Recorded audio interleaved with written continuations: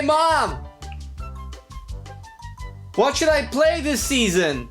I don't know, honey, but since you're a piece of shit, why don't you play the flavor of the month? I'll play Demo Lock. Yeah. Why did I had kids? So, Demonology guide for raids, anyone? Like and subscribe to show love to the two nerds who made this video. Join the community, be a baller, be the change you want to see in the meta.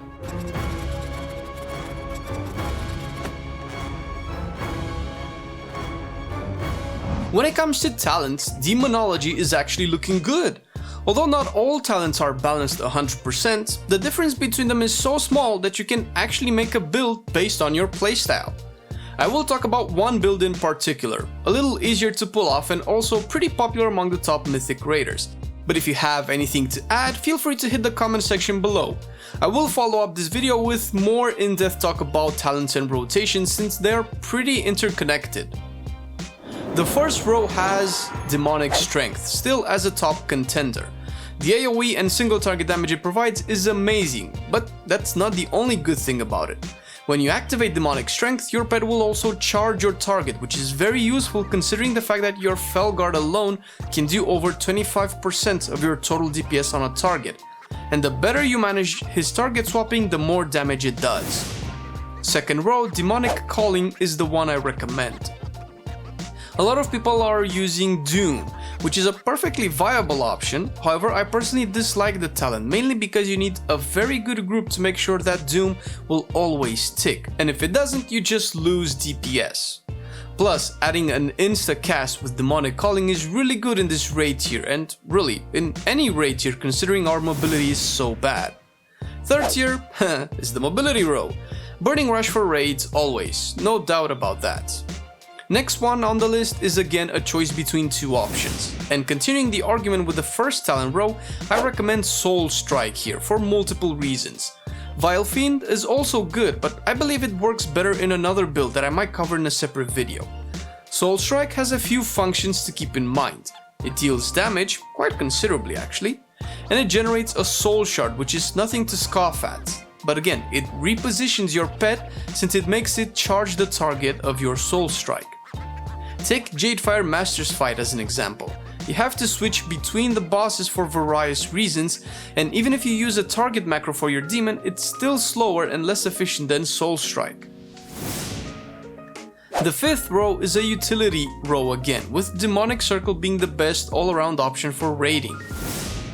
Level 90's talent is again yet another row with options. It seems that Soul Conduit is the most popular choice, but not by much.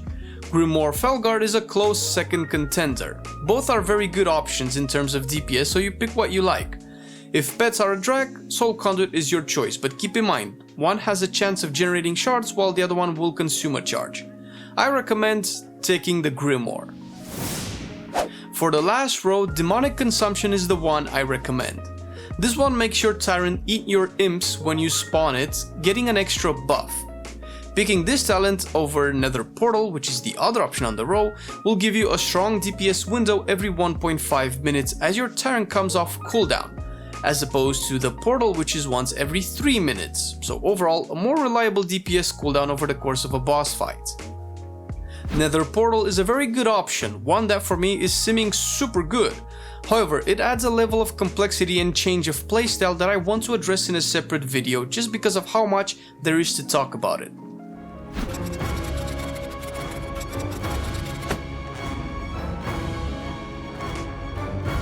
The basic stat priority follows Intellect to be the highest, meaning eye level, followed by Haste, Crit, Verse and Mastery.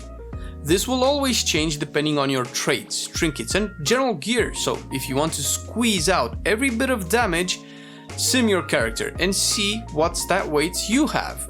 As an example, this is how my stats are looking at the moment. Simulated without any external buffs like food, arcane intellect and such, so pretty similar. For trinkets, it's a little tricky. All the best trinkets, and by best I mean the ones that are giving you the most DPS output, on paper, are trinkets that drop from world bosses, world quests or emissary caches. This means that the eye level they will come at will be capped unless they Titanforge. If there is one I recommend you farm is the Balefire branch that drops from Waycrest Manor.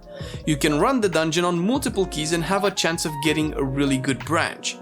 Don't get me wrong, you can farm the world quests and everything, but keep in mind that you cannot control Titan Forging, not as much as you can control how many runs of Waycrest you do before Balefire drops. Now, azerite traits. Oh boy. When you choose your best trait, you have to consider two factors. Either it's your only one of a kind, or you can stack it more than once. If you only have one of them, then this is their strength order based on the damage they can dish out individually. Explosive Potential has a big lead, followed by Baleful Invocation and Treacherous Covenant. If you can start stacking them, well... Explosive Potential is a powerhouse when stacked. I mean, look at the numbers it puts out, so yeah. In an ideal world, I would recommend Explosive Potential and one Baleful Invocation trait since they actually impact your gameplay quite a bit. Also, once you get the Explosive Potential trait at least once, your stat priority changes, putting haste closer to the bottom, seeing as how the Explosive Potential build provides massive haste gains. Before going into the rotation for Demonology, make sure to follow us on Facebook or Twitter, where we update you guys with everything that's happening new on our channel. We already have a couple of guides up, with more to come in the future, so stay tuned to be the first to know when we update new videos.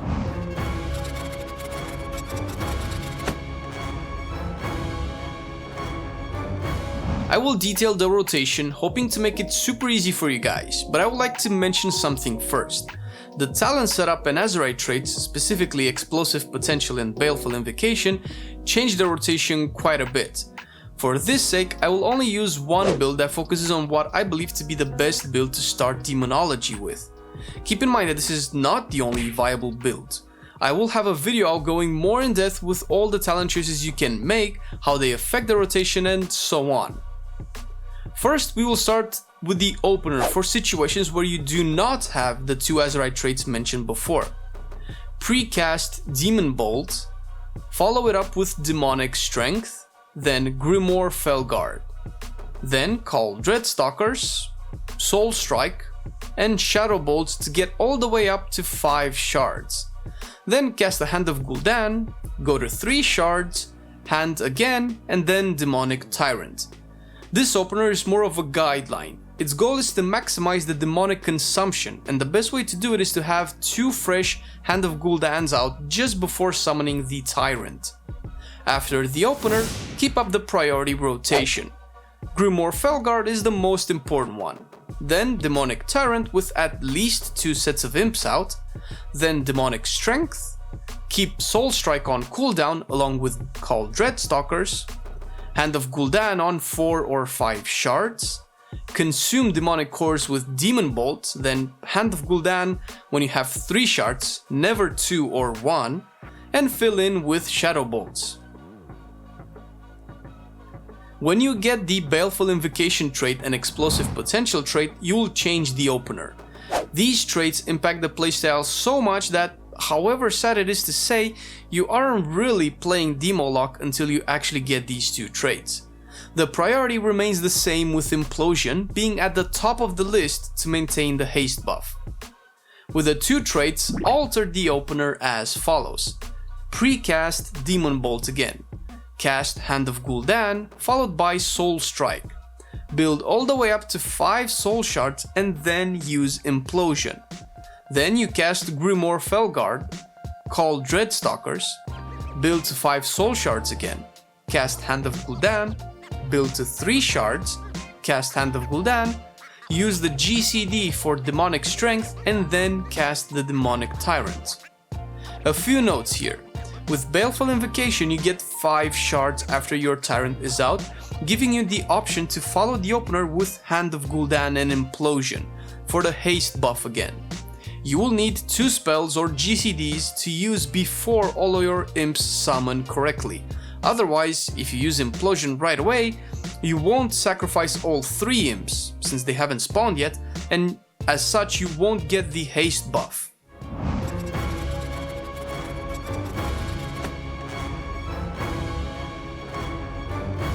For consumables, try to go for haste as much as possible.